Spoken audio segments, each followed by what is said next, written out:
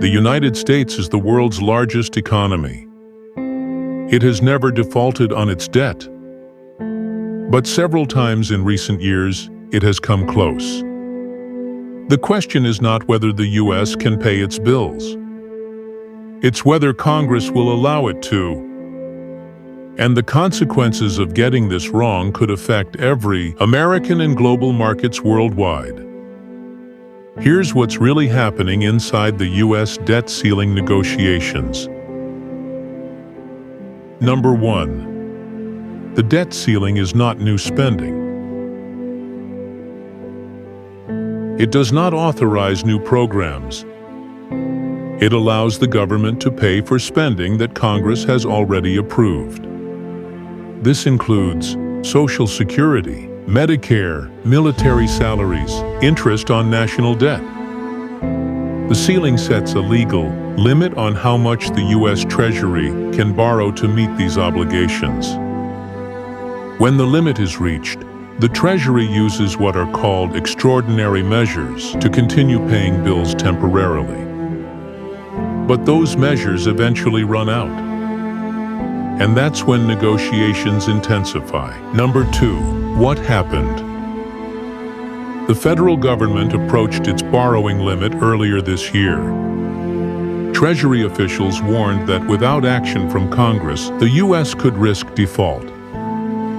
Negotiations began between House leadership and the White House. The House majority demanded spending reductions as a condition for raising the limit.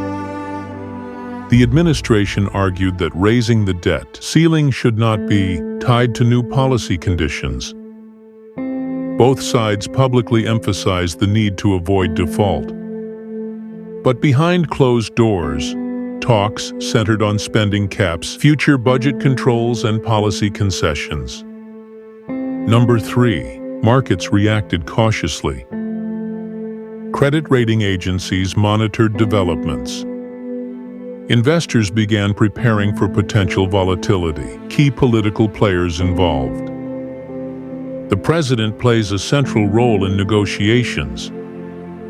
However, only Congress has the authority to raise or suspend the debt ceiling. The House of Representatives often becomes the focal point due to its control over budget legislation. The Senate must also approve any agreement. Party leadership from both chambers engages in negotiations. Moderate lawmakers sometimes become pivotal votes. Treasury officials provide projections on when funds may run out.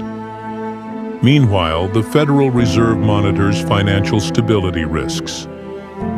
If the debt ceiling is raised or suspended, the government continues operating normally. If it is not, the consequences escalate quickly.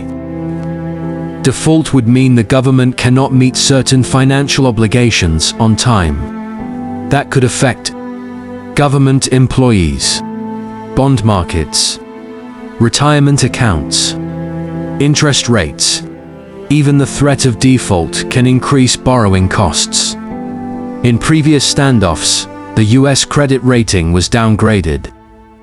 That downgrade signaled concerns about political instability rather than economic weakness. Higher borrowing costs ultimately increase federal deficits over time, and those costs are borne by taxpayers. 5. Public reaction and opposition.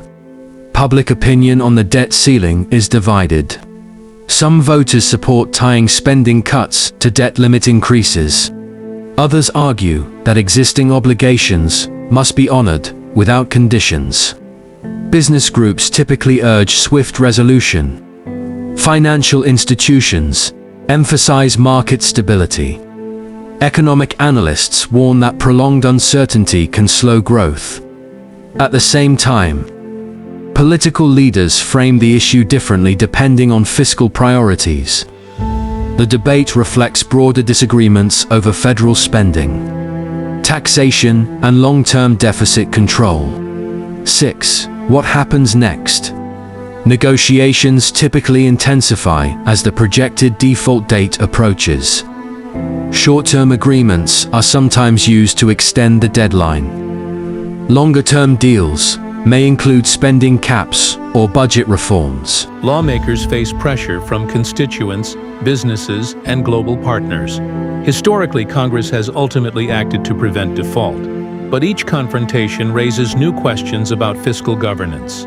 The broader issue remains unresolved. How should the United States manage long-term debt growth? That debate continues beyond the ceiling itself. Closing, the debt ceiling is not just a procedural vote. It is a reflection of deeper fiscal disagreements in Washington. It tests political compromise, it influences global confidence in U.S. financial stability, and it directly affects economic conditions at home. The immediate crisis may be resolved through negotiation, but the structural debate over spending and deficits remains ongoing. For continued analysis on U.S. policy and political developments, stay informed as this story evolves.